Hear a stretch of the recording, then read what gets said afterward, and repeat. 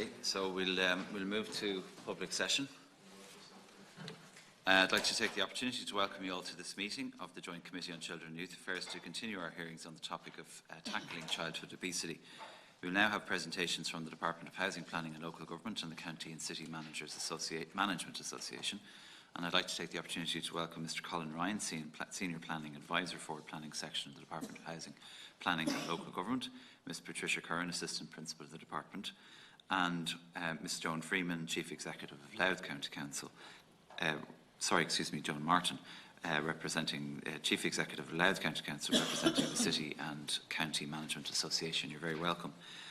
I would also welcome members and viewers who may be watching our proceedings on Oireachtas TV and to the public session of the Oireachtas Committee on Joint Committee on Youth Affairs, Children and Youth Affairs, Before we commence, in accordance with procedure, I am required to draw your attention to the fact that by virtue of Section 17(2)(l) of the Defamation Act 2009, witnesses are protected by absolute privilege in respect of evidence to this committee. However, if you are directed by the committee to cease giving evidence in relation to a particular matter and you continue to do so, you are entitled thereafter only to qualified privilege in respect of your evidence. You are directed that only evidence connected with the subject matter of these proceedings can be given, and you are asked to respect the parliamentary practice to the effect that, where possible, you should not criticise nor make charges against any persons or entity by name or in such a way as to make him, her or it identifiable. Members are reminded of the long-standing parliamentary practice to the effect that members should not comment on, criticise nor make charges against any person outside the House or an official either by name in such a way as to make him, her or it identifiable. May I remind members and witnesses to please turn off your mobile phone or switch them to flight mode. Mobile phones interfere with the sound system and make it difficult for parliamentary reporters to report the meeting. Television coverage and web streaming may also be adversely affected. I also wish to advise witnesses that any submission or opening statement that you have made to the committee will be published on the committee website after this meeting. After your presentation, there will be a question session from the members of the committee. So I now call on Mr. Ryan to make your opening statement, please. Thank you, Caroline. I'm pleased to have the opportunity to meet with you today to assist your committee's deliberations in tackling childhood obesity. In particular, I understand that the committee, as part of its deliberations, wishes to discuss two planning issues relevant to the topic, namely the appropriate planning considerations relating to the location of proposed fast food outlets in the vicinity of school premises, and two, the availability of public spaces for children's activities. By way of introduction, it is important to state that the overall thrust of national planning policy is to promote the development of good places to live, work and play. A key part of the placemaking agenda is to ensure that through our planning processes, we take all necessary steps to encourage and facilitate and integrate physical activity for citizens of all ages and physical abilities and mobility into design of our existing and future communities.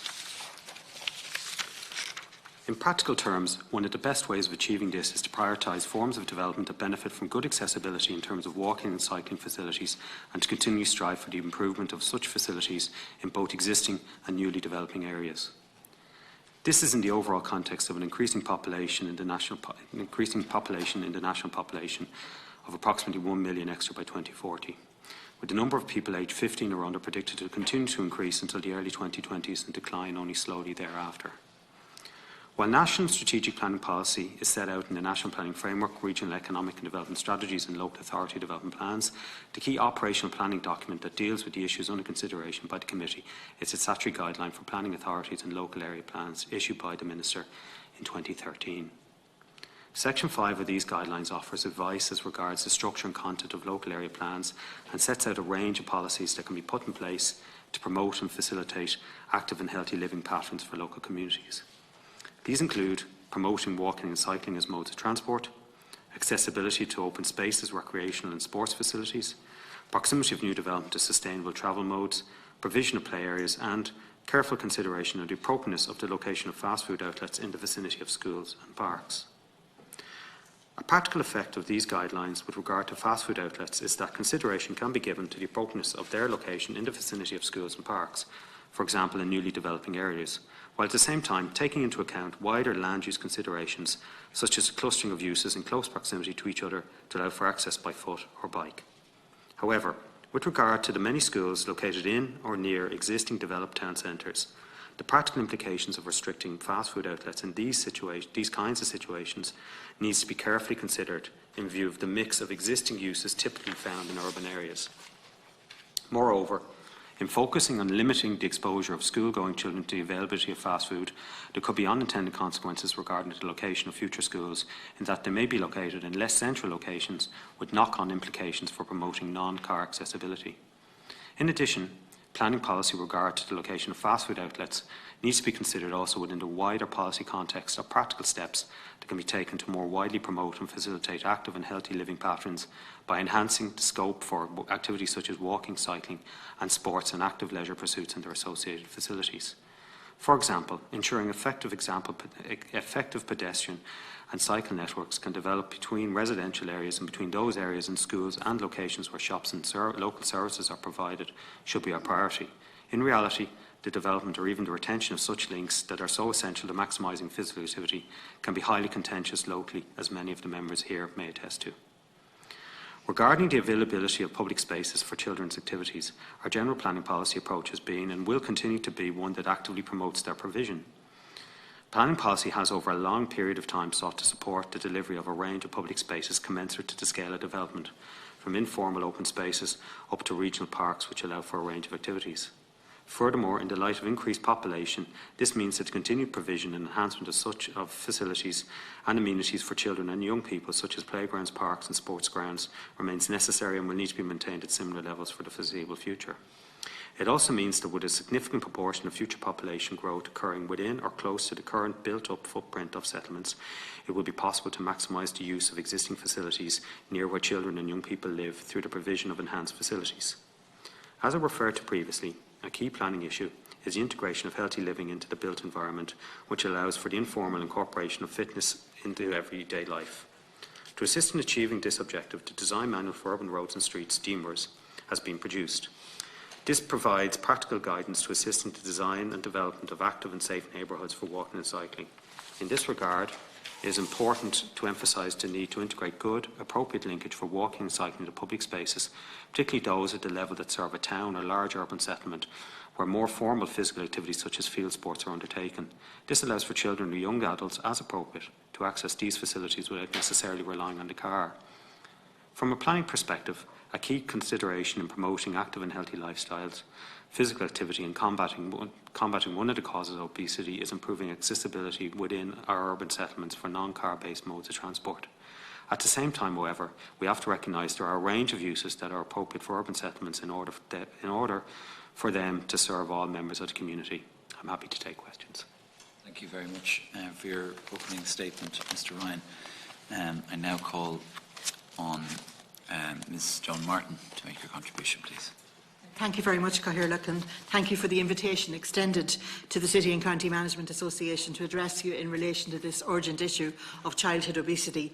I understand from our inquiries that you're particularly interested in looking at ways in which the planning and development control system can assist, particularly in relation to the siting of takeaways and fast food outlets near schools and other places frequented by children.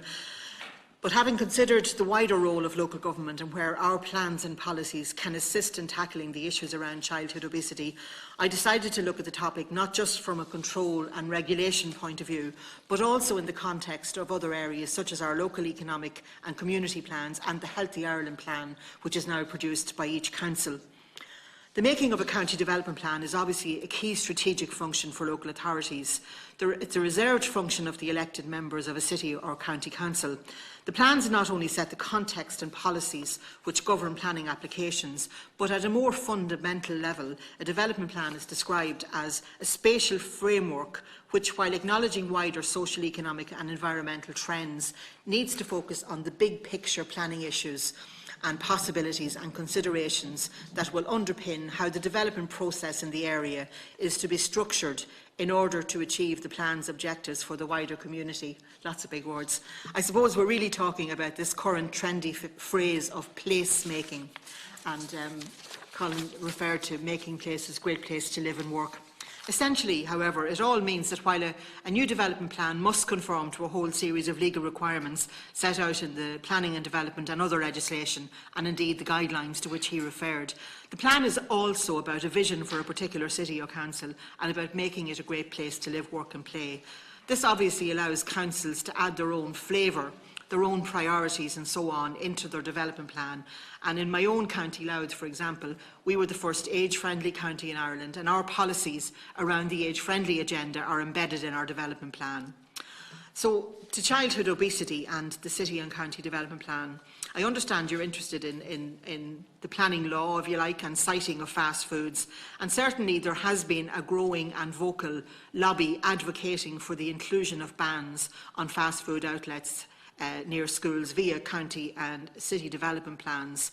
And I suppose that's at different stages in different counties, and some of the plans to which I'll refer later are quite recent plans, whereas in my own case we're not due to begin reviewing our plan until the end of next year, and indeed currently all plans are sitting waiting. But in those counties, a number of chief executives did express concern about such an approach, citing in particular concerns about the situation in a smaller village where the presence of a school might result in a total ban on such outlets in that village. However, quite a number of councils have already adopted development plans which contain restrictions. South Dublin County Council, for example, has an objective to restrict the opening of new fast food takeaway outlets in close proximity to schools so as to protect the health and well-being of children. So this particular example doesn't set a specific distance. Dublin City Council, on the other hand, has a policy to safeguard the health of young people that no further fast food outlets should be permitted within 250 metres of primary and secondary schools, not to apply to delicatessen and convenience stores, unless an evidence-based case is made by the applicant that the proposed development would be in the interests of the proper planning and development of the area. Wexford is a more clear-cut statement, which starts by stating that the development of hot food takeaways will be strictly controlled and a proliferation of this use will not be encouraged. It goes on to say that proposals for this type of development will not be permitted within 200 metres radius of educational establishments. So again, that's a wider application. So clearly the examples show that it is possible, as was already mentioned, within the provisions of existing legislation and guidelines, to include policies and objectives of the type being considered by you. At present, those policies included by councils are generally around fast food near schools, but perhaps new guidelines or recommendations could be developed to offer advice about a range of policies that might be considered. As I mentioned, we in local government are currently engaged. We're in a pause period while we're engaged in the translation of the National Planning Framework Ireland 2040 into the new regional plans. Following the adoption of that, all city and county councils will be working on their county development plans, either to bring in variations or indeed to bring in entirely new plans. They will have to reflect both Ireland 2040 and the regional social and economic plan for their area. So now is a very good time to be considering new guidelines or to be considering how issues around childhood obesity might be considered in the next round of development plans. And I know that the Lutz Committee of the City and County Managers Association, of which I'm currently a member, would be more than willing to look at such a policy area, if you like, and to look at the implications, as Colm mentioned, that there are positive and negative implications, and I know we'd be more than willing to cooperate if you wish to go down that road. And moving on to, I suppose, the other side, the more positive action rather than big stick action, if you like. In County Louth, our local Community Development Committee, the LCDC, which is a statutory committee, has produced its Healthy Ireland plan for County Louth. And it's largely a subset of our overall statutory plan, again, our local economic and community plan for County Louth. So Healthy Ireland is based on the premise that health and well-being is affected by all aspects of a person's life, including education, housing, financial status and physical environment. So the Healthy Ireland plan sets out to increase the proportion of people who are healthy at all stages of life, reduce health inequalities, protect the public from threats to health and well-being, and create an environment where every individual and sector of society can play their part in achieving a healthy Louth. Goal 4 of the Louth Community Plan is about health and well-being, to be achieved by providing environments and conditions that support healthy, self-directed, fulfilled and purposeful life. So the Louth Healthy Ireland plan flows from the national policy and objectives, and it's about taking a positive and proactive approach to health and well-being rather than using a regulatory approach, as would be the case in banning fast food outlets near schools. It's about encouraging and educating people to take responsibility for their health and well-being from a very early age. For example, the first objective is about active, friendly environments. The plan asserts that in creative, active, friendly environments, cycle lanes, playgrounds, well-lit paths, local authorities will engage with local communities, schools and other stakeholders to plan facilities that are appropriate to the needs of the community. And there's many examples. We have ourselves a greenway along the shore of Carlingford Lough where the local schools regularly take the children out on bicycles to go along. So providing it does get a result. In the communications and sharing and knowledge sharing priority of the plan, the aim is to link communications expertise and capacity across sectors to ensure consistent, complementary, cutting-edge, accessible and persuasive health and well-being communication strategies so that we develop those and implement them in full. For children and young people in the plan, the emphasis is on creating opportunities for increasing activity and exercise, but there are also objectives around healthy eating, including in Louth plans to develop programmes to improve healthy eating for mothers-to-be pre-conception and for infants and children up to 2 years, along with an increase in breakfast clubs to offer healthy breakfast to children from deprived backgrounds. So we're aiming at a pre-conception level to promote the healthy eating and the healthy lifestyle message to the mothers so that the children are born into that atmosphere. There's also an objective to provide healthy eating programmes in schools, youth facilities and sports organisations to increase the numbers of children and young people with a healthy weight. So, as you can see, there is an option for local authorities to include policies and objectives around healthy living, healthy weights within the city and county development plans. But there are also other areas where, including the Healthy Ireland plans, where the local authorities, in collaboration with other agencies, including the HSE, are setting out to work together with the aim of having a healthier population in the years ahead. I suppose I'm advocating possibly a more positive rather than a stick approach, a carrot rather than a stick. But I'm delighted to have had the opportunity, and as always, the City and County Chief Executives stand ready to listen to your recommendation and to assist you in any way possible. And thank you very much. Thank you very much, Ms Martin. Certainly food for thought from both of your contributions. I just think from my own perspective, if I may open the interaction, I think one of the most important things to observe in terms of the built environment from Mr. Ryan's perspective, in the most part, certainly from my own community's perspective, it being a new developing community in North Dublin, Fingal, the vast majority of the towns and villages that are in my constituency are developing at quite a rapid rate.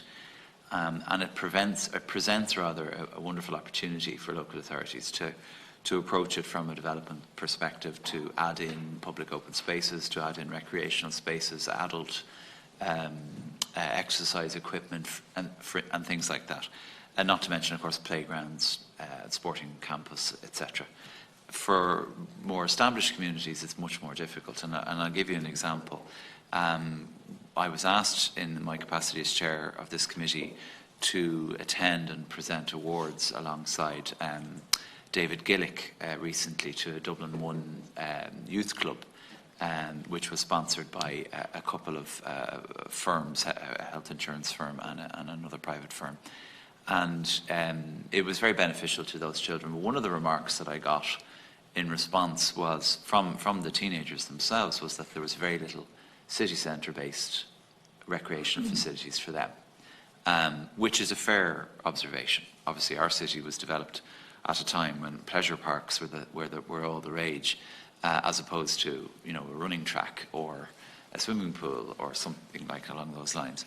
So these are the challenges, I suppose, that local authorities face in terms of being able to build in facilities like that, public parks, even if it is only small. Clearly it's unlikely that a city centre development would accommodate a public open space to the size of Mountjoy Square or St. Stephen's Green. But there are options, I think, and if you look at Mountjoy Square, for instance, at the moment, in terms of what Dublin City Council are doing to it, I think it's quite positive in terms of what they're trying to achieve with that public space, which in the past has really been a no-go area, quite frankly. particularly after nightfall. So it's nice to see the city approaching it from that perspective. But that is one of the observations that I would make, first-hand experience from Dublin 1 residents, young people who had that in mind in terms of what was on their doorstep to aid them in living a healthy lifestyle in terms of physical exercise. But that was just one observation. The whole approach, and notwithstanding the no-fry zones approach that certain local authorities are looking at, to me this is a cure and prevention approach. So the cure is to build, through the local authority planning system, opportunities for people, whether they be young or old, to avail of physical exercise. So that would be the cure. And then the prevention is what certain local authorities are doing in terms of putting a fast food outlet in particular in close proximity to a school. I can accept both principles. I don't necessarily, I'm not going to dismiss your sort of softer approach, which I don't necessarily disagree with, having read your contribution. And I certainly think it would be helpful if we developed central guidelines rather than individual local authorities approaching it on an individual county basis. So I do think that the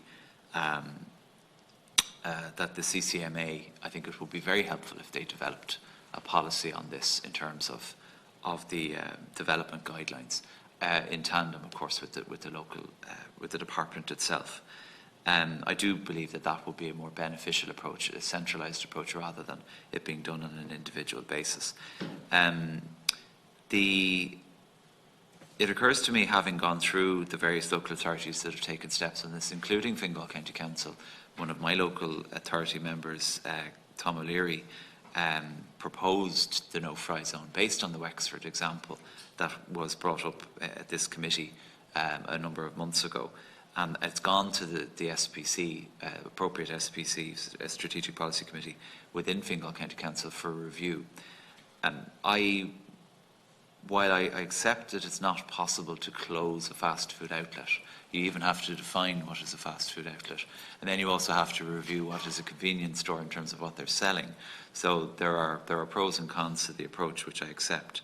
It would occur to me, and this is my question to you, would it not be better for local authorities to be empowered to restrict the opening hours of such facilities, regardless of where they're located, regardless if they're located within a 200 or 300 or whatever arbitrary figure we put on it, so that they're not open at lunchtime, for instance? Because as somebody who works in a village on Mondays and Fridays when I'm not here in the Oireachtas, I see the school uniforms outside the chipper, which is less than 100 metres from my office door. And it's quite depressing, because it's actually a mile and a bit from the school, but they seem to have the time to come down and go back up again. And of course, it's a regular thing, and it's every day.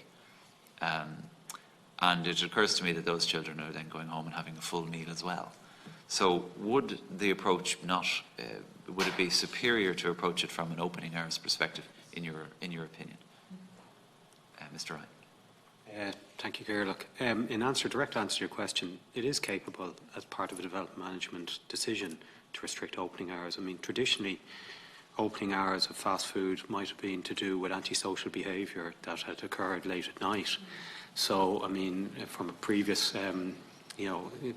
there's regularly conditions on fast food outlets or takeaways, as the case may be, for maybe to close at 11 o'clock or half 11, like at night. So, in terms of the principle, there certainly is no planning restriction per se in that. The only issue that I would say in relation to the example that you did give there, it exists. You can't go back in time, and this is to do with new development, and that is the issue. Just to say, broadly speaking, that what we're talking about here is restricting new development, as opposed to an established use as an established use and has rights, and that can't be taken away. Just in relation to your broad premise there to do with urban environments and things like that, I take your point exactly. There is different levels. But maybe one of the issues there is to make intensive use of existing uses and redo it, as you said, with Mountjoy Square.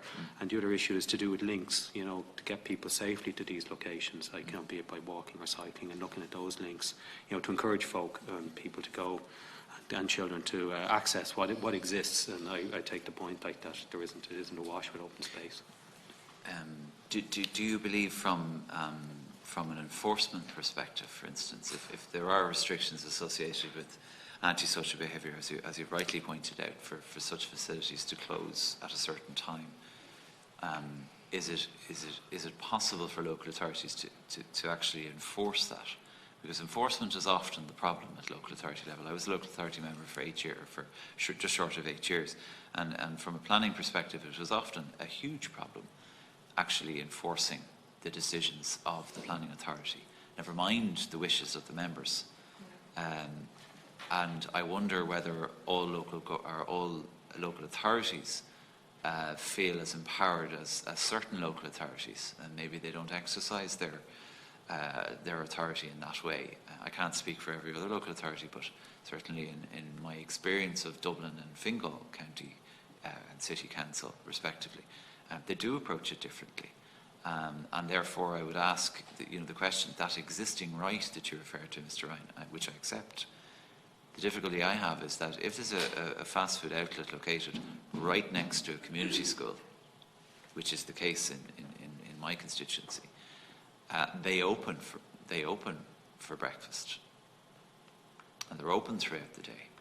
You know, can we conceivably order through either statutory instrument or through legislation for that facility not to be open between 12 and 2 or 12 and 1 or whatever it is that the local school is open for or has its lunch hour, so as to prevent, as I mentioned, that cure and prevention? Can we do that? Yeah. Please, Ms. Ryan. I'd be happy to take that. I suppose the kind of restrictions that we have at the moment, which are again about opening hours, like we'd have on a building site, if somebody was constructing a housing construction, there'd often be opening hours. Those kind of ones are very well established. There's a very long precedent, custom and practice. So I think if you went into court, you'd be very confident. So I suppose the first question you would have in your head is, if you introduce a new type of thing, you know, how will a court approach it, and will a court feel that it was proper planning and development, or will they not? In terms of enforcement, I would imagine, I mean, in reality, the most likely way a council would act on something like that is if they got a complaint. So if the principal of the school wrote in and said, this place is supposed to be closed at lunchtime and it was open yesterday, we are legally obliged to investigate a complaint. Now, what I would say to you is that the process of planning enforcement is long and tortuous. Yes. And it's not a quick fix solution, so that if somebody complains about something today, unless if we write out and we say, you know, we got a complaint and you're not complying with your planning condition, if they willingly and voluntarily change their behaviour, that's fine. But if we end up having to go to court, it is a very, very long process. And I suppose with a new type of condition, that would be very different now, where somebody might say you were interfering with the economic activity or something like that. You know, I could imagine issues that would arise. It would be something that would have to be tested. Certainly, I think local authorities, you know, do take their planning enforcement role seriously. We get an awful lot of complaints, very, very, very large numbers of complaints. And as I say, if you end up having to go through a legal process with all of those, it's an enormous and costly undertaking. And it does, in some cases, take years, and you get a court order, and next thing, they're at it again and you're back again. I mean, I'm dealing with the current case that I've dealt with many times in the past, so it can be very difficult. But very often, if you write out to somebody and you say, under condition whatever, and we have a complaint and we note, sometimes that can be the end of it. It depends on how willing people are to just accept and comply with their conditions. Just before I let Mr. Ryan in, can I just ask the question though? You know, you said that you require a complaint to be made. I mean, local authorities are now empowered to do a huge amount. Oh no, I didn't mean that we required, but right. Most times we deal with, like very often our own people would notice something out on the ground. Sure. But I mean, realistically, we wouldn't be going around policing opening hours or takeaways. I don't think we would. So a lot of what we do is in response to either complaints or something that myself or another member of the staff would notice when they were out and about. Okay. Yeah. Okay, no, thank you for that. Mr. Ryan, did you? Just in relation just to direct question there's a couple of principal issues that need to be borne in mind in relation to enforcement, as Joan has pointed out. One, there has to be a condition of permission. You know, it has to be clear, it has to be reasonable, it has to be enforceable. So if there's no condition of permission in relation to the opening hours of a particular facility, well then that's a matter for there is no condition that has been breached. The second issue to bear in mind, as Joan has pointed out, the planning enforcement is a legal process ultimately. It's a process that goes to the courts. It must be borne in mind that it's a criminal conviction that is in place, and it must require a criminal level of evidence in order for a judge ultimately to make a decision, because it is a judgment of the courts. Okay. So in relation to enforcement, it is there, it is a capability, but there must be a clear enforceable condition that is there, clearly stating. It can't just be something that is, while I take your point, you know, very, very valid and useful, it must breach planning for it to be enforced. I see.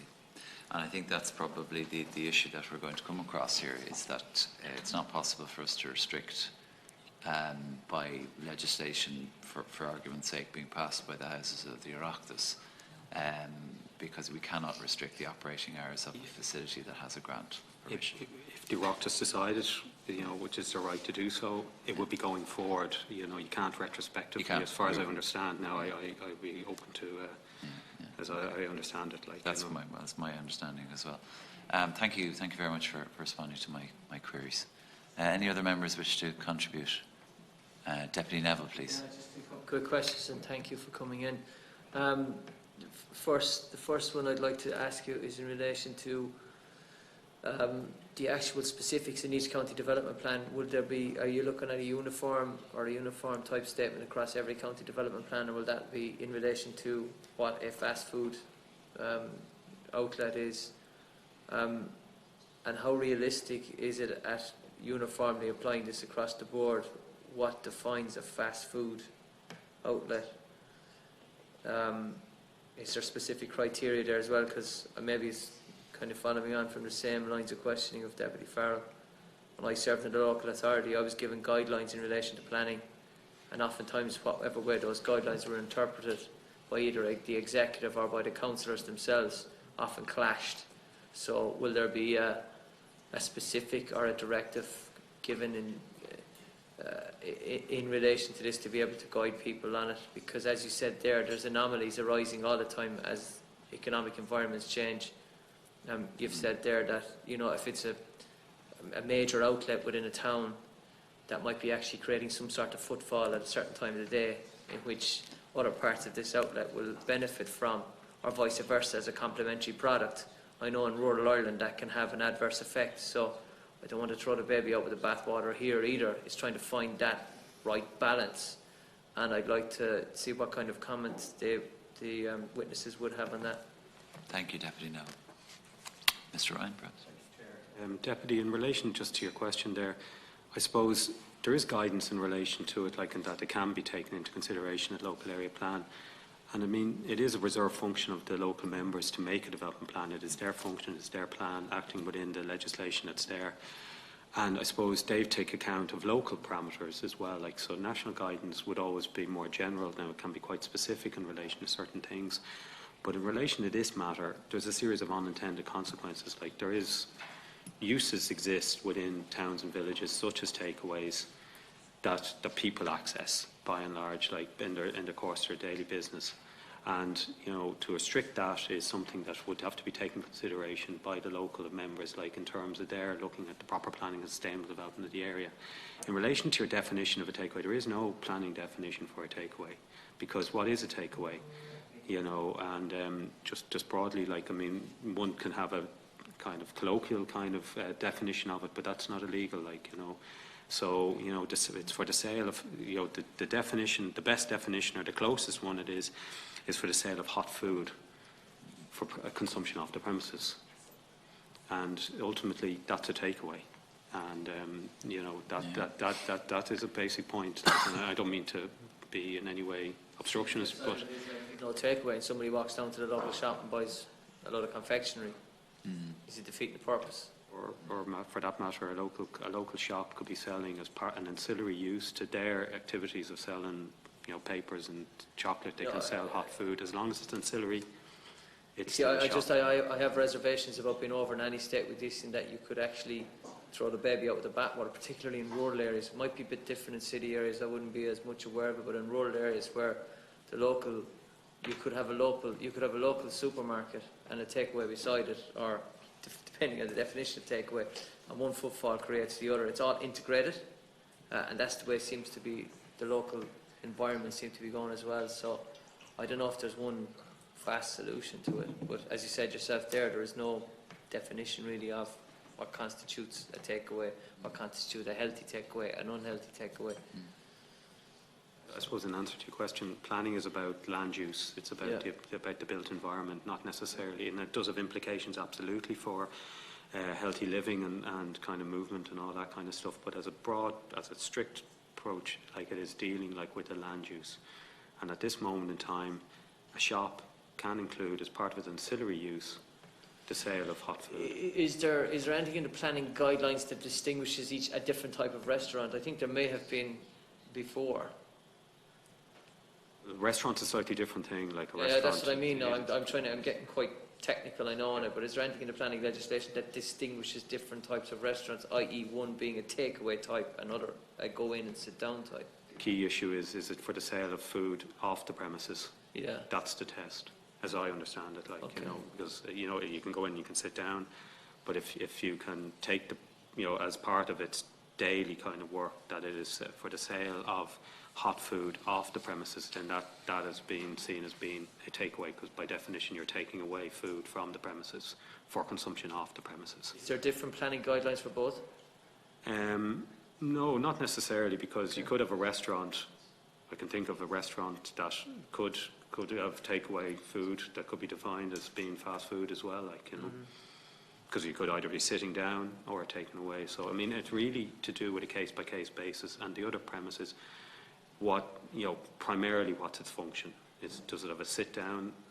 Is there seating included as part of the development, or is there no seating? If there's no seating, well then by definition it's a takeaway. Okay. Yeah. Thank you, Deputy Neville. Senator Warfield, please. Thanks, Claire. My statements or my questions are mainly to Colm, just around cycling, which is firstly to say on accessibility of public open spaces and recreational spaces. Chair, with respect to, I almost laughed out loud when you referenced private leisure parks, considering the Land Development Agency is designed to sell off public land to private developers. But just on cycling, if we design our roads with young people in mind, all of us will reap the reward and will profit, and will be able to commute through our city. I live in Inchicore and commute to here most days on the bike. Colm, do you think we're doing enough at a national level to promote cycling as a mode of transport? Broadly speaking, cycling is an issue. The improvement of infrastructure is something that's ongoing at the moment. It can be improved, obviously. It can be assisted. And I suppose from a planning point of view, we're looking to support that, and we're looking at through DMURS, the Design Manual for Urban Roads and Streets, which I think is a very useful document that brings forward standards for people, for that kind of business to take away or to assist other modes of transport, be it pedestrian or cycling. So it can be improved. It should be improved as part of the broader premise of designing urban roads and streets. But it's not part of my departmental kind of responsibility in relation to funding of those matters. Maybe John. I'd be happy, maybe Chair, to comment on that as well. There are considerable opportunities for local authorities to gain funding for cycleways. For example, in Louth, we have funding on a cross-border basis under the Interreg programme for modal shift, a major cycleway from Omeath in County Louth to Newry in County Down, that ultimately will allow people to cycle from Carlingford almost to Belfast via various canalways and so on. There are also opportunities, there are funding opportunities, I think, at the moment for cycleways over 20 kilometres long. And I think that off-road cycling is a very important way forward. Certainly we do provide a lot of cycle lanes on roads in urban areas, but I think a lot of people would like completely segregated cycleways rather than them being alongside the road. And we have mixtures of both around the country. I think, you know, I don't think it's something that's going to happen overnight. I am absolutely certain it is now a major part of every local authority's policy to have more and more cycleways, whether it's for leisure or whether it's for modal shift, whether it's for access to schools. I know under the urban and rural regeneration applications that are just gone in, we would have at least one application that is very much about connectivity for children within a town to gain access to schools by way of walking and cycling. So it's very much on the agenda, and I think it's where we're going. I don't think it's going to happen overnight, but there is definitely a major policy shift in that direction. And there are very welcome opportunities on a regular basis to apply for funding, which is excellent as well. I mean, the answer to this next question matters. If we're talking about young people choosing cycling and parents allowing young people to choose cycling as a mode of transport to school, is there any road user more at risk than the cyclist in the context of a city space?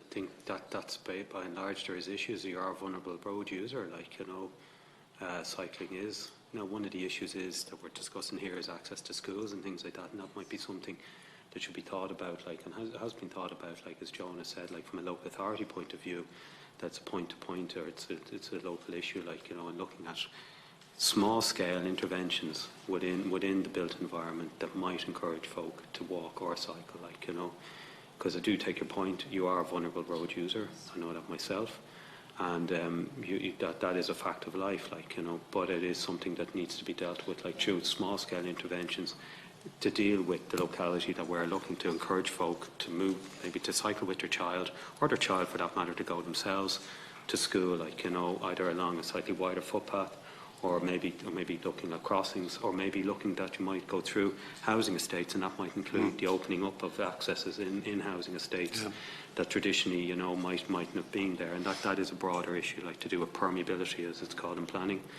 And that's something that has been looked at, I think, within the urban environment over the years. Like, you know, I know in South Dublin it was looked at in relation to a series of projects.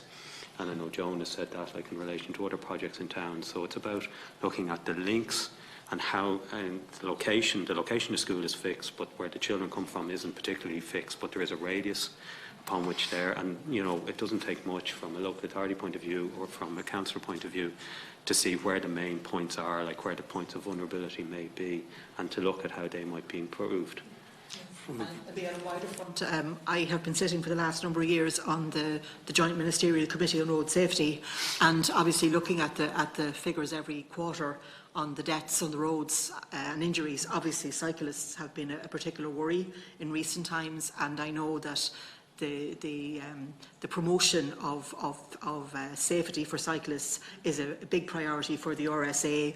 They've had the recent policy change in relation to the distance around which you should, the distance you should leave for a cyclist when you're driving. I think there's something about arm width involved, and, you know, there's certainly an intention there to continue a campaign, a safety campaign, to try and make all road users more aware of the vulnerable people like pedestrians and cyclists. And again, I think that's a long-term campaign that's just going to have to go on. But there's no doubt that segregated cycling lanes and off-road cycling lanes where cyclists are completely away from traffic is probably the way to go as much as possible. But it's not always possible, you know, in the built environment. I respect that. And the Chair mentioned that our city is old and there's bottlenecks where you can't facilitate cyclists. But, you know, the space I feel most safe cycling to Leinster House is probably Stephen's Green, where the cycle lane is much wider than others. But I mean, Brussels have contraflow cycle lanes all over the place, and I feel their conversations are probably moving towards, like, air quality and you know, completely separate roads. You know, the quality of air on the streets if you're cycling is, I mean, it's as bad as if you're sitting in the car, because you're taking in those fumes through your car anyway. But Really, if you choose to cycle, you should be protected from those fumes as well, and that's where the conversation should be, but we're not even at that kind of separation or a contraflow space, so we need to focus minds on that front. Thanks, Chair. Thank you, Senator. Deputy Rabbitte, please. Thanks very much, Chair. Thank you for being here with us this morning. I suppose I served on the Council for only about 18 months, and at the end of the day, when it comes to the passing of a local area plan, it is the executive function of the councillors to pass it. And with the best will in the world of the executive, they can decide to reject certain aspects within it. They can decide to put certain aspects into it, and they can also decide to remove parts of it, which at the end of the day doesn't leave it with it can leave some town development plans unbalanced, is what I'm trying to say. But I'm trying to wonder, from your role within the setting up the national framework, that's what you work at that level. And you've mentioned already, Joan, that you have met at the ministerial committee when it comes to safety and everything else like that. Is how do you ensure it doesn't get distorted for the very end product? And I think that's a fair question, because that's like I also talk about in relation to when you change town development plans and the change of usage. All right, so you might have had a shop in there or a boutique in there beforehand, and now they decided that they're going to put in a fast food outlet. Now, I've seen how the town development plans have been written, but you could have all those boxes all the way across, so it can be used for commercial use, it can be used for hotel, it can be used for when you've got urban centre based, which is in the small towns and villages, isn't 100 miles away from the local schools. Okay, so it's got a plethora of other alternative uses. So straight away, it's voted in, even though you might want to consciously have the best will in the world to have everything away from younger persons, correct distances, but it just gets diluted as it goes along. I don't know, do you experience that, or how do you as county managers try to prevent that from happening? Well, I mean, the reality is, if the members of the council decide, as they did in quite a number of councils, if they decide that there's to be no takeaways within 200 or 400 or whatever of a school, well then the executive has to ensure that every aspect of the plan reflects that policy that the council have adopted. So, I mean, you're talking about the matrix that's set out, which shows what's open for consideration in all the different zones. So, I mean, if the original draft plan is now in conflict with the policy the council has adopted, the staff will have to go back and ensure that if there is to be no takeaway in this particular area, well, then you have to make sure that it isn't open for consideration. Your plan can't be in conflict with itself across its breadth. But, like, I mean, as we've said earlier, it's not a simple matter, and the whole thing of ancillary use in particular, you know, where something is permitted for development, another ancillary use can be there as long as it's ancillary. It's a very complicated area, and it isn't a one-size-fits-all. No. If it could be dealt with always at local plan area, where you could take into account the particular circumstances of the particular town or village, but then you're not doing local plan areas for every single town and village. You're not going down to that level. It's not an easy, you know. And these plans that have it in them, who knows, they could be challenged or tested at some stage along the way. It's not a very simple cut and dried thing about deciding we're going to zone this for industrial or we're going to zone this for residential. You know, this is a slightly fuzzy area. When we talked earlier about definitions, it's not a black and white kind of a situation at all. So I would, I thoroughly agree with you, because I've seen it in operation, and it is not black and white, and it's very difficult. But I suppose what I look at then is the new infrastructure that might be put in. And I go back to you, Colin, in relation to that. So when we're looking at building roads and the TII are awarding funding contracts, and the delivery agent is the local county council. So when we deliver brand new roads, and I talk about the N63 down in Galway, the N63, it's the huge amount of investment. It's 8.9 million has been spent on doing a particular section of it, and it's brilliant. It's about 2.5 to 3 kilometres long. Road has been widened, realignment done. There's even been a walkway and a cycle path put in. But guess what we forgot? We forgot to put lights on it. Because this is a suburban town to Galway City, but people come home in the evenings and it's dark for 6 months of this year. They can't go out walking in the evening, but yet we're trying to promote that people should be active and everything else like that. And the local people down there would have lobbied the council quite heavily and lobbied the TII to put in the infrastructure to facilitate the residents to be able to go out and walk in the evening. Now, do you not think that's something we should be looking at nationally going forward, that when we're putting in new infrastructure that's going through local towns and villages, that we should actually be putting in the infrastructure to tackle the likes of activity and getting people out and moving? If we can't do it in one way, there was a particularly brand new road that we could do in it. What do you think, Colm? Well, I suppose in response to that, you know, broadly speaking, in urban towns and villages, you know, the point that you make is the N63, it's a national primary route, I presume, you know, and that's something that is provided, like, under particular pieces of legislation, like, as well. I would presume that there's, you know, that's stuff to do with lighting and things like that. You know, I don't know the ins and outs of it, but I would imagine that that should come as part of the broad premise. But it depends on where it is, because as a national primary route, as you're aware, driving a national primary routes, they might not all be lit. But in urban areas, I know generally in urban areas they are lit, and that might be something to be looked at, broadly speaking. I suppose it's the location of these things, it's also the capability of what they're doing, it's their function. The function of a national primary route is broadly to move large amounts of traffic nationally. A local route is to move small amounts of traffic locally, and I mean that in a broad sense. And that is commensurate nature to do with the access then for walking and cycling and things like that.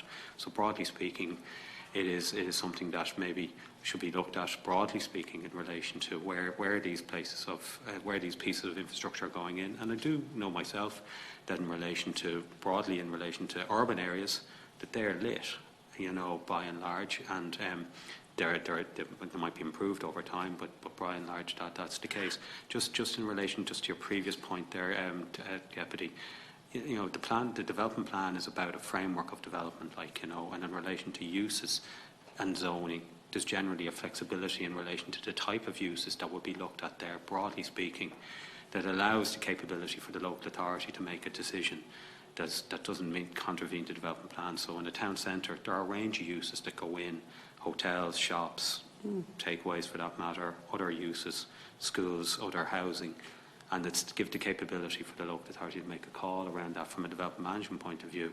The other issue is then there's a point of view of development management, which is the decision making around development applications, and that has to be dealt with separately to the plan. It takes cognizance of the plan, but that might, as Joan said, be appealed to on board plan all or things like that. Like, so those things have to be taken into consideration in making the plan. It's flexible enough, it's clear enough in terms of its intent, but has the capability on a day-to-day operational basis of the capability for decisions to be made that are in line with the proper plan and sustainable development of the area and in line with the planning, the zoning objective. All right. Can I continue? Please. All right. So going back to the road issue now again, and I take on board what you're saying about the urban and the lit area of the urban areas. That's exactly my point, because in the rural areas where they do have upgrade, it ain't happening. And I do think it is something that it needs to be looked at by the department, because I think it was a missed opportunity in this particular area, for the simple reason being is that you've put in the infrastructure for people to walk and to cycle on, but you haven't put in the infrastructure to facilitate it, to walk it when actually they come home from work. If we're trying to depopulate areas like Galway City and bring them and make it more attractive to live out in the more rural areas, it's important and imperative that we have the key infrastructure there to facilitate them to do it and entice them to move out to the country. And I do think that would have been something in it. There was another issue there, it was in relation to greenways and the executive role of councils and of county managers.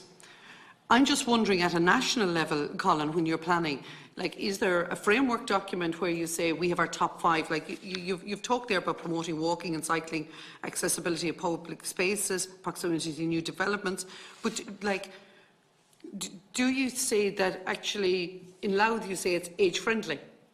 Like, do you have a matrix for county managers to say we should be working within setting our county certain targets to achieve, be it age-friendly, be it more moving people, more accessible, more disability-orientated? Is there, what would you say, the opportunity to pick up the gauntlet for, as long as the county development plan is there, that this county is going to move to improve certain aspects within it?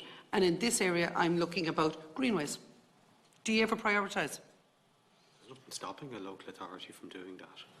All right. You know, there's nothing to stop them. I think Yeah, maybe Joe, Joe might know more than that. I think I'm not a great fan of a one-size-fits-all approach generally, because I think it's important that you deal with your local circumstances, and at any given point in time, depending on who's elected to the council, different councillors coming on board, you can see it in a new council, there's new priorities. Like at the moment I have a couple of councillors who are particularly interested in disability issues. So inevitably that's going to become more of a priority, and we were the first age-friendly county, but every county in Ireland is now an age-friendly county. You'd be very pleased to know. If I could contradict one thing you said, you said about encouraging people to move out to the rural areas. Ireland 2040 is doing the exact opposite. Ireland 2040 is all about intensifying development within the existing urban footprint. So we're encouraging people, the councils are going to be obliged to build more and more within the existing footprint of towns. None of the greenways, as far as I know, out in rural areas would be lit. There would be a number of issues to do with that. One would be, I think, if you're driving along a road, this issue of moving from lit areas to dark areas is very difficult for drivers. So, you know, when you get to the edge of a town, you're better going back into dark and not to have odd lights here and there, because it disturbs your night vision, and there are road safety issues around that. There's also the cost of public lighting, because for local authorities, one of their big bill items is public lighting. I suppose we're trying to nearly reduce the amount of public lighting in order to help Ireland Inc. reach its energy efficiency targets. So the more public lighting you get, the more energy you're using all the time. And I think if you took the greenway I mentioned along Carlingford Lock, you certainly wouldn't want to see that lit. You wouldn't want light pollution, you know. I was talking about the road infrastructure. The I don't know the particular. Yeah, I don't know the particular It's a totally road. different thing entirely. I think one thing that you have to say in there, and I don't mean to have a tit-tat over across the back, it's quite disappointing to hear that and you've confirmed it there now, the 2040 Ireland programme for 2040 is all about depopulating rural Ireland and putting them into cities. That's quite... It's not what I said, but it's the reverse of what I had said. Yeah. Thank you. Mr. Ryan. That element, like, you know, there is an issue around population in rural areas. The 2040 does do a lot of. It's not what we're here today to talk about. What it is. There's policies in there in relation to rural regeneration and aspects of things. John is correct in relation to where there's 1 million extra people. They have to go somewhere. As a broad parameter, like within 2040, they by and large will go into urban areas because that's where the services are and to support services. But those locations might well be in towns and villages and smaller settlements as well. They might be deemed to be more rural in nature. Like so, broadly speaking, you know. So I'm just making a point. We'll have another day, not here today, because we could get really deep into it, and then we're into the Pale, and we're into crossing the Shannon, and we're into Western Ireland, and I don't think that's something you or I want to get into today. Thank you. Okay. Deputy Chambers, please. Yeah, thank you, Chair. And just in terms of the planning, I was just saying to my colleague, Deputy Rabbitte, that around the fast food issue, it's easier to reject a planning application for a Supermax or a McDonald's. But I know in my own town of Castlebar in County Mayo, beside all of the secondary schools is a deli where they can get their chips and their chicken rolls and their sausage rolls and all of the really unhealthy items. And those delis are full at lunchtime. And they're getting their bottle of Coke and whatever else with that meal. I mean, in terms of a planning perspective, and how do you go about counteracting that? Because obviously that's a filling station, it's a shop, and happens to be a deli. And there's no doubt in my mind that those delis, I mean, they've grown to deal with the demand coming from the local schools. And I don't see rejecting an application for a Supermax down the road isn't really going to make a huge amount of difference to that. And then just my second question is around the area of cycleways and greenways. And my own I suppose, experience in terms of when I was on Mayo County Council and now as a deputy in that constituency, it's extremely difficult to actually get a footpath over the line, to get a greenway over the line.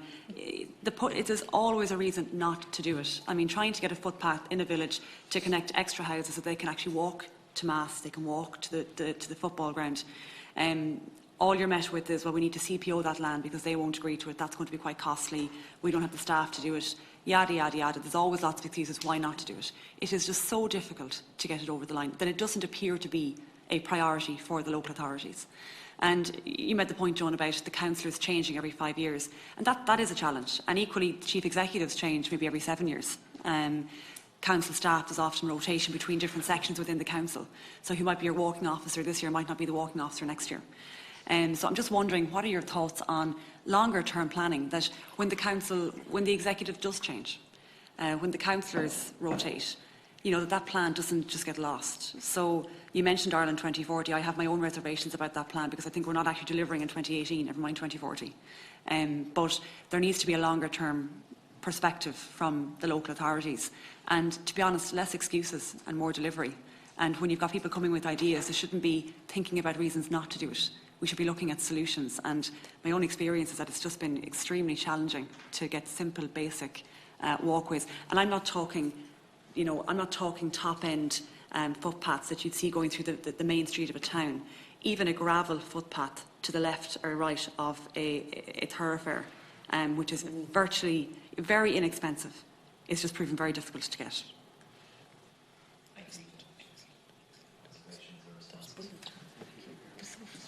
To Deputy Chambers' broad point around delicatessens and things like that, the point is it's a shop that's selling something that's ancillary, and that's defined as a shop. So that's just a fact. Like, as the present moment in time, your point is well made. Like, in relation, broadly speaking, to the scale of those things, but if it's ancillary to its purpose, which is to sell, deli is often bigger than the shop. Well, that's a slightly different thing now. But if it's less than, broadly speaking, like less than maybe half or a third of the size, of the floor space, that is, like, as well at the shop, like, so, that's the key issue as well, like, it's the broad selling area. Yeah.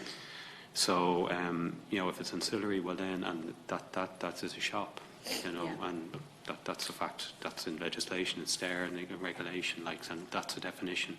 And I suppose the purpose for that was to look at other capable uses, like, there's other uses that shops do, mm-hmm. And that's to give that capability around that use. Mm. In relation, I suppose, broadly to the walking and cycling aspects of things, you're right, there are broad issues to do with that, like, and I think that's something that needs to be worked on more. That's part of the reason why we're looking to support kind of towns and villages as well, that aspect of things.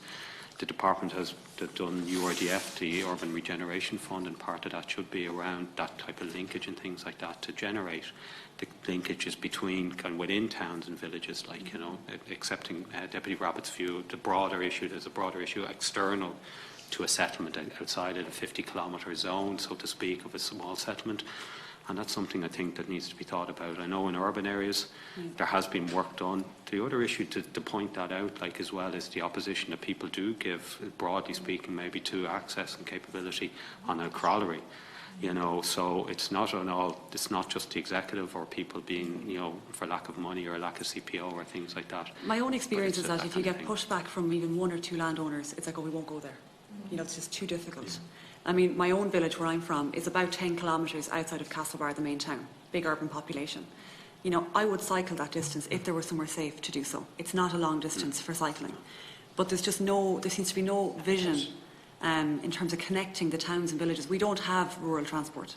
A lot of counties don't have rural transport. So all you have is your car. And if we're talking about reducing emissions, becoming a greener environment, tackling obesity, getting people to change our culture around how we transport from A to B, the very basics is we have to give people a safe place to actually travel. And it just doesn't seem, it's almost like, oh great, we have something to rely on as to why we can't do it. And that's, I don't think my own local authority is any different. I think it's across the country. Every local authority is the same. The priority is still roads. We still haven't changed the mindset on trying to look at the cycleways and the greenways as being equally as important. It's a statement rather than a question, but and thank you for your answers, Colm. Maybe if I suppose, if I was honest, my biggest priority on a day-to-day basis is the financial survival of the council. That's probably my biggest priority. Yeah, I hear you.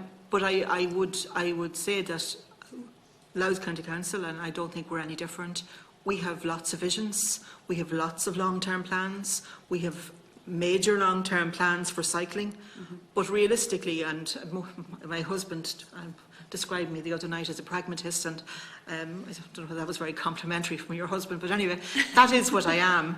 And the pragmatist would tell you that I can have a vision, but I know that I, as Chief Executive, won't see it all delivered. But while I'm there, I will deliver. I might not deliver the bit that you're looking for, I might deliver the bit that she's looking for, and you still won't be happy. But we're always striving to deliver, and we never lose an opportunity. This week there was announcements on the town and village money, not the big urban, but the town and village money. And I can tell you that in my own county, a number of those applications, which were done in collaboration obviously with the communities, were for footpaths of the kind that you're talking about, linking bits that are missing and all of that. So the effort is made on every occasion, and we take every chance we can. It's just that there's always so much to be done, and only either so much resources, financial or otherwise, to do it. But I think you'd find that most councils do have long-term visions for things like cycleways. Certainly in my own county, I want to extend it from the border at Carlingford Lough all the way down to the border with County Meath at Drogheda. But that's going to take a long time. But that doesn't mean that we don't have the drive and the ambition to do it, and we will do it. As like only yesterday I was talking to the OPW, there's a major 40 or something million project to be done at Dundalk to stop us being washed away in climate change, and as part of that embankment to protect the town, there'll be a walking and a cycling way incorporated into that design. So every chance that comes up, we grab it. We would be as frustrated as you are. You want to do everything, of course you do. I mean, your ambition is for the county that you're serving, and in my case it's my home county, so my ambition is doubled if you like. But you can only do what you can do. But the ambition is there, and we're not setting out to frustrate councillors. The cycleways were to be done without CPOs. And I end up that I've bits of my cycleways where you go down onto the seashore or you go out onto the road, where farmers, despite the best efforts of everybody, including elected members, to persuade, didn't succeed. And a CPO is, we use them quite a lot in Louth, but it is a longer and potentially a more expensive way of doing things. But I think as I would often say to my council, I do my very best to do as much as I can with the resources that I have available and the opportunities that arise. But I think you'd find that councils would always have their eye to all kinds of opportunities, and we wouldn't miss a chance to apply for funding for cycling or walking or whatever it is. And we would always be trying to get as much as we can for our counties. I think the message is probably resources. Better resource councils will deliver more. You never have enough of those. Never, ever, ever. Message received, John. I'm over 40 years in the Irish Public Service, and I've gone through, I'd say, probably 4 sets of ups and downs, recessions. And even in the very best of times, there's always more demand for money than you would ever have, and more demand for resources and time. And we always do our very best in whatever circumstances we find ourselves. I'd like to welcome Deputy Louise O'Reilly, and I'll let you in now in just one moment, Deputy. I just had just one sort of question on foot of the contributions from Deputies Rabbitte and Chambers. And you mentioned it yourself, Mr. Ryan, in terms of permeability. There's often, as I'm sure you would be very much aware, Mr. Ryan, there's always conflicting views in terms of building a new estate onto an existing community. And one of the biggest issues that I see in my local authority, particularly in my old ward, my old electoral ward, is when you add on an estate to the back, in this particular instance, to an existing development, but you don't upgrade the road, the main road. So if you think of linear development with linear housing along that road and then a development at the back of that, you don't get the permeability. So there is a deliberate attempt by the planners, or by the councillors, I should say, to limit access through back onto the main road directly through the existing linear development. So they route it around the road. Often they might call it a distributor road or whatever, and it'll come out at a particular point, which might be a few hundred metres from where those linear existing houses are located. But there's no footpath linking the new road into the existing footpath network. And I wish it were new development, but it isn't. It's often 10, 15, 20-year-old development that I'm referring to. And the councillors will put in an objective to limit the ability of the planners to put in a footpath access point. And in certain instances, they might even close an access point. And I think it belies and defies all logic, bar antisocial behaviour, which I accept. But I think the greater good is often something that has to be considered in these circumstances. So my little question was, in terms of the permeability and in terms of the ability of a local authority, and perhaps even from an overarching perspective, which in these instances I think often should overrule one or two individuals' perspective on something, that permeability should become a permanent element, because otherwise we're spending public monies trying to facilitate access, often through CPOs. And I can name one that I'm sure Deputy O'Reilly, my constituency colleague, is very much aware of, on the Feltram Road, you know, where there's a small private house absolutely refusing to facilitate a footpath, which would actually benefit hundreds of houses. So maybe it's an observation rather than a question, but it does need an overarching approach. Mr. Ryan. Thank you, Gary. Look, I think you've touched on the nub of the issue in relation to urban development. Like, you know, in particular, I accept Deputy Rabbitte's point. When you're outside of an urban settlement, there's different parameters, different considerations. But at the root of this matter, you know, is this issue around promotion of permeability, which does possibly include the linking of what might be seen as back-to-back kind of housing estates, or linking a housing estate to a town centre or a village centre or something like that.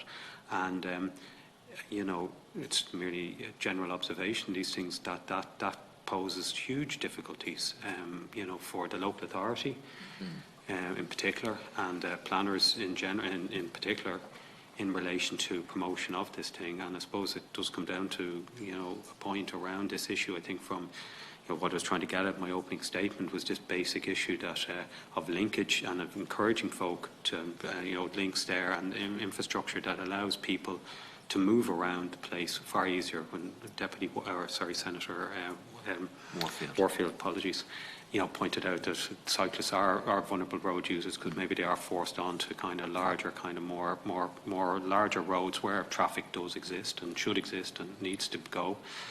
And these smaller links are needed and usable. And I know other departments have looked at small-scale kind of interventions around that, and that does pose serious ramifications. And I think that's something maybe that the committee might reflect on, like, you know, in relation to how that could be supported. Because from a planning point of view, it is supported. It has always been supported and continues to be supported. But from a bluntly practical point of view, and I think from a local democracy point of view, in fairness to the local members, they're faced with a very difficult decision to make. Like, you know. Yeah. Okay. Thank you very much, Deputy Riley. Please. Thank you, Cathaoirleach. And I want to be a small bit parochial, if I can, to illustrate a broader issue. And in this instance, I'm sure the chair won't object, since I believe he will share the concerns I have. Fingal County Council have an objective with regard to the location of fast food outlets, and I fully accept the point that was made earlier when you turn your local shop into what is effectively a fast food outlet, and what's the difference between a chip and a wedge. I mean, the lines do get a little bit blurred, but there's very aggressive marketing techniques employed by fast food outlets, and you know, Fingal County Council have an objective. They've kind of put their own flavour on that objective, but it can be overlooked. And you know, we see now in my town in Skerries, and the Cathaoirleach will be more than acutely aware of this, because I'm sure he has been involved just as I have.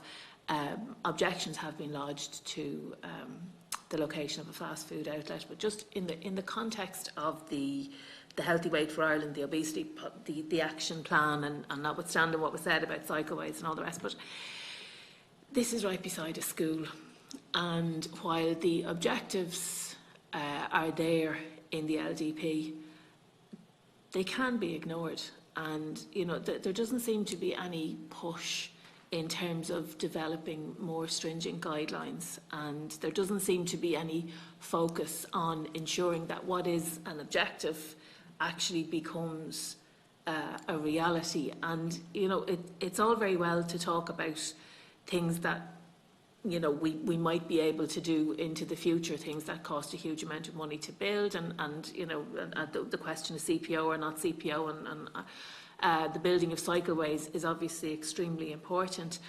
But in the intervening time, while we await the funding for cycleways, or while we await a decision on a CPO or any of that, we still have the objectives being bypassed. I mean, we saw it in Wicklow, we've seen it in Fingal, and probably in other areas as well.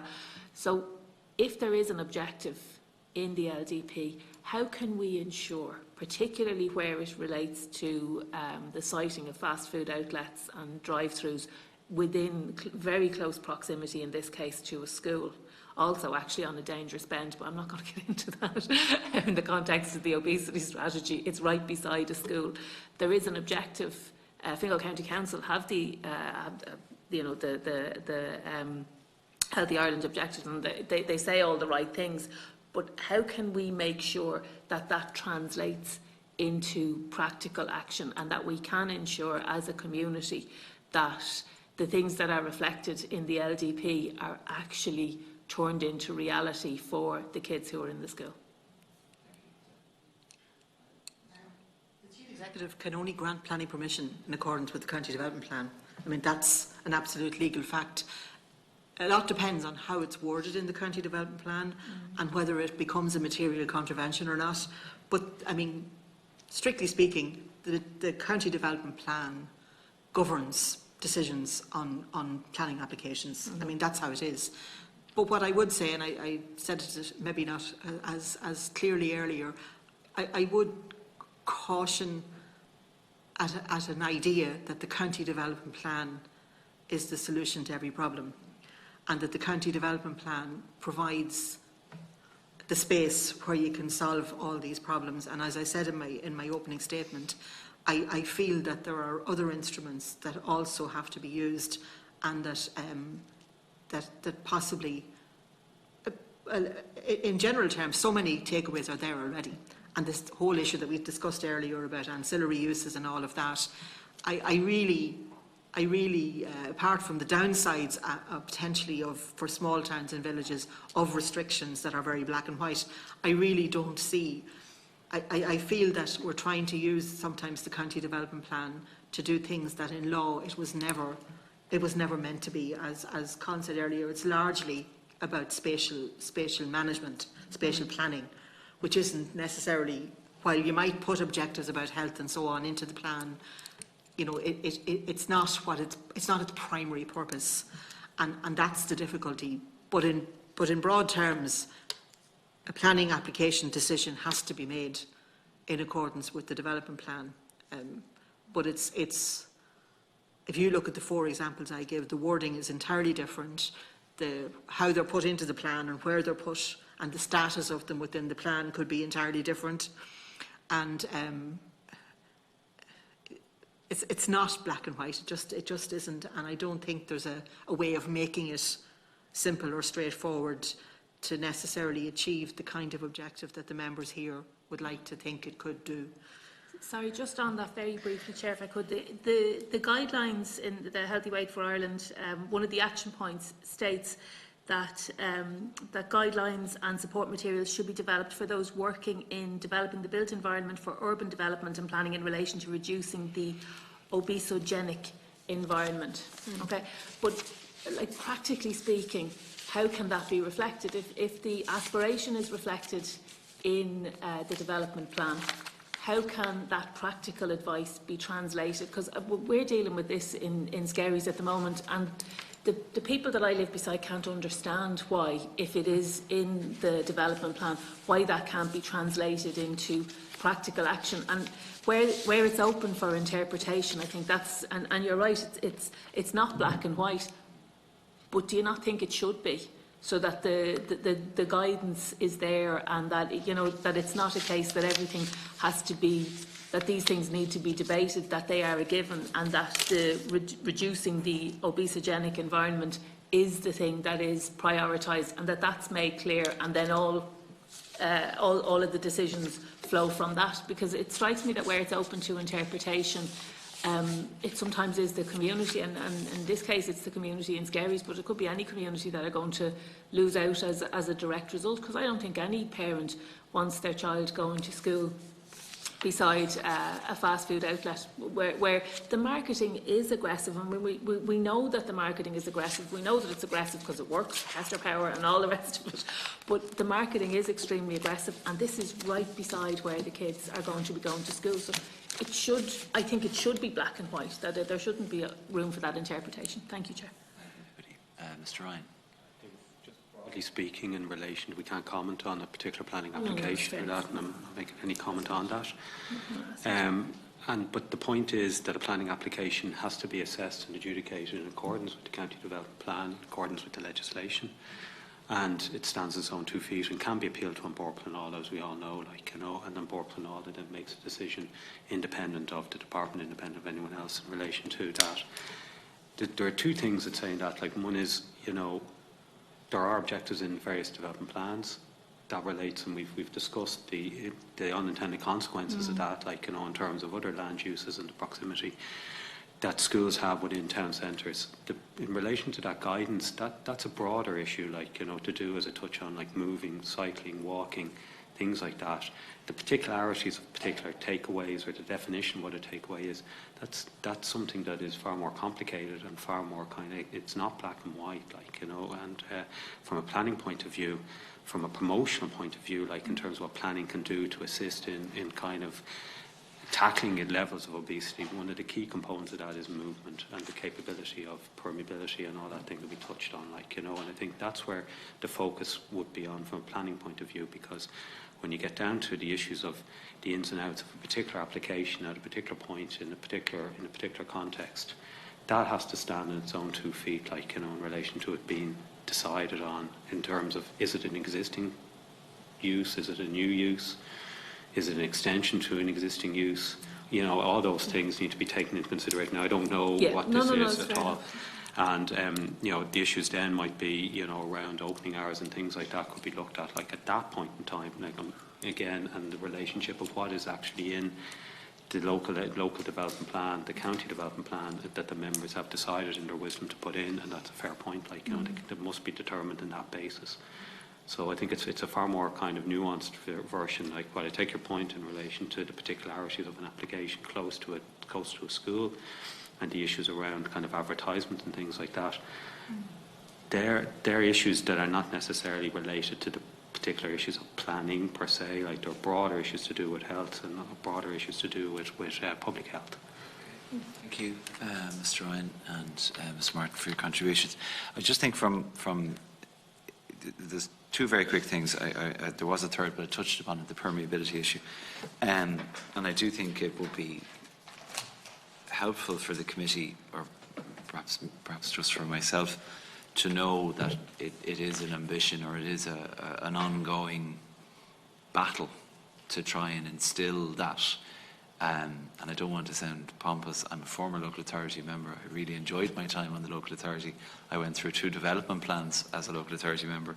But I do think it really needs to be instilled within local authority members that permeability, particularly in a built environment, has to be an integral part of a planning application and its granting. Because if you don't have permeability, you have isolated island communities. My constituency colleague and I would know of several places in the county of Fingal that are, you know, just desperate examples of really bad planning going back generations, that have led to all sorts of problems from a social perspective, because they were islands or isolated islands of developments with no footpath linkages. In one case, still no footpath linkages, even after 40 years. So permeability is key to me, and it aids healthy environments, and it aids healthy living, and it permits parents to have the peace of mind. Both the Deputy and I are both parents. I very much like to be able to allow my children to walk to school at some point in the future when they're old enough. But at the moment I wouldn't, because it isn't safe. And that's a regret, and I'm sure it's a consideration of parents up and down the country. And from our perspective as the Committee on Children and Youth Affairs, that's our primary objective in this process. Ms Martin, you mentioned earlier that the Lutz Committee were looking at developing guidelines in a general sense. I think it would be very helpful. I don't expect you'll have them done before the committee publishes its report, but I think it would be very helpful if such guidelines were actually circulated to all local and national representatives, both at local authority and in the Oireachtas, because it is something that might be missed, I should say, by members. And I do think it forms an integral part, because it covers every part of what we do as local members, both at a national and at a local level. If I may, I Yes. don't think I'd go as far as to say we're developing guidelines. I think what I'm saying is that we would be willing to take it as a topic to look at, maybe in conjunction with the department, and maybe look at the ins and outs and the pros and cons. Some of the stuff we've teased out here, I don't know what the outcome of it will be, because ultimately at the end of the day, every development plan is, unless there's a statutory thing there, it's a matter for the members. But certainly I'd be willing to propose it as a topic to be looked at I think it on would the be Lutz very, Committee. and I thank you for that. I think it would be very helpful if you did, and I think it would be very helpful to local members of councils to actually have some professional guidance in that area, in addition to that which is provided during a development plan or local area plans. I think, from my perspective, that what I mentioned earlier on about cure and prevention, about providing facilities for children, young adults, and indeed parents to exercise and to have that facility on their doorstep, and then the cure, or the prevention, I should say, in terms of building a fast food restaurant or a fast food takeaway, or whatever the definition might be, within the vicinity of a school, or not to prevent the development of such a facility, but to limit the opening hours so that it isn't open during lunchtime, where the children of that school are permitted to exit the premises of the school and enter the fast food restaurant. I think that the question that remains is, do we want to tackle this issue? And if we do, how do we tackle it? And from my perspective, the best approach is limit the development of new facilities, and as local leaders in our communities, work with businesses to try to curtail the opening hours of the facilities that are providing unhealthy foods, because we do have this overarching problem. And Deputy O'Reilly touched upon it. Every member who's contributed this morning has touched upon it, and that's the definition of what is healthy food. Hot food can be healthy, just as much as cold food can be healthy, or unhealthy for that matter. A breakfast roll every morning when you're 15 is not healthy, but if it's done in tandem with exercise and a healthy environment in which to exercise, I'm not saying it should be encouraged, but it may not be unhealthy. And there's so many issues that we have to consider. Somebody who's running, 5 or 10k every day, to have a small slice of chocolate cake isn't going to kill them, let's be honest. But if it's been done every day without the exercise element, it will. So I think it's important for us to look at that. And so, from my personal perspective, just to finish, I would be an advocate of banning or of preventing fast food restaurants being opened in the vicinity of schools, not as a blanket ban, but as an objective. And I think it should be done in that way. But overall, I think, given the evidence presented to this committee this morning, I think it would be very difficult for us to sort of retrospectively try and close up all of these facilities or give the public the general impression that a no-fry zone as conceived in Wexford and as spread out across the country means there will be no fast food restaurants near a school, because often it is the case that when a local authority or when a national body like our own mentions that there's a no-fry zone, it gives a false impression. But what we're actually trying to achieve is a healthier environment for children and young adults. So I do think that will be my summation in terms of the concept of no-fry zone. So, but look, I'd like to thank you, all three of you, very much for your attendance this morning and for your contributions and dealing with the members' questions and observations so comprehensively. On their behalf, I'd like to thank you for your attendance. This meeting of the committee is now adjourned until the 24th of October at 9:30 a.m. Thank you very much.